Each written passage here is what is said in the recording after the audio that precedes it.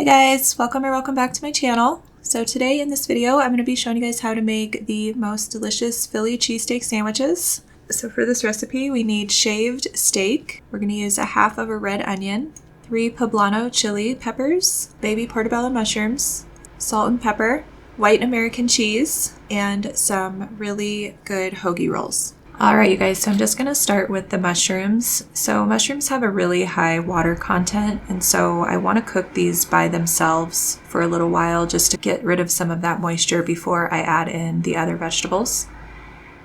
And then I'm just going to work on my poblano peppers. Now traditionally Philly cheesesteaks are made with green bell peppers, but today I decided that I wanted to see how they were going to turn out with poblanos because I just really like poblano peppers.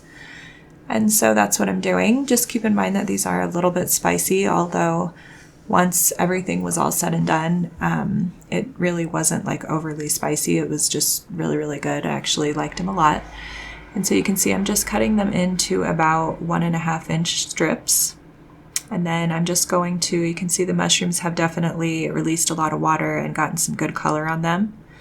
And then I also chopped up my onion, just half of a red onion, and I'm just adding that into the pan and adding in a little bit more olive oil and then the peppers as well. And I'm just going to let these kind of sit on this side of the pan and just get some contact for a little while before I mix them up.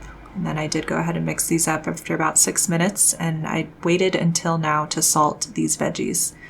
So you don't want to add any salt to the veggies until they have cooked down and released moisture. And there they are, all done, and I'm just going to take these out of the pan. And I'm going to set them aside because I want to use this same pan to cook my steak. I'm just adding in all of our shaved steak.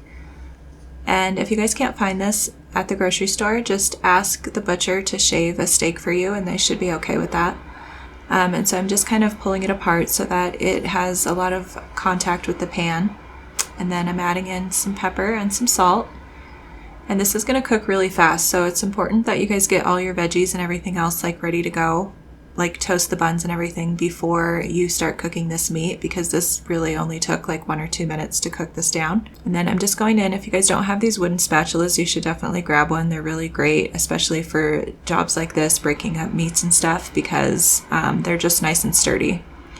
And I'm just adding in my veggies, getting those all mixed up. I'm going to let this cook for just a few seconds, just like this. And then I'm going to add in about a teaspoon of beef bouillon powder. And this is just going to really give it a good salty, beefy flavor. And I'm throwing in about 2 to 3 tablespoons of water. And you can see this is going to deglaze the pan. It's going to pull up a lot of that flavor from the pan. It's going to add moisture.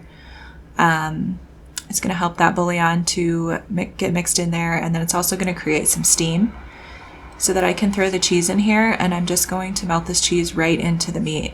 And so again, this wooden spatula is the perfect kitchen tool for this. This is probably my favorite kitchen tool that I have. So if you guys don't have these, grab a wooden spatula. It'll change your life if you cook a lot.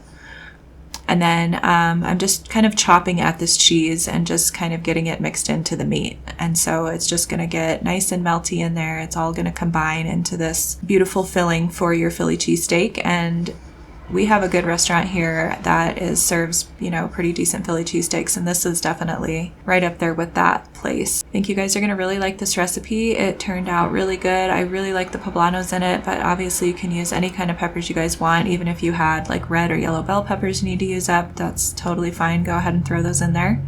And then I'm just loading this filling into my toasty bun. I just put that under the broiler for a few seconds. You can see everything looks gorgeous, looks perfect, just like a Philly cheesesteak should look. If you guys like this video, don't forget to give it a big thumbs up and subscribe to the channel before you go. And you guys enjoy your Philly cheesesteaks. And thank you so much for watching, and much love to all of you guys.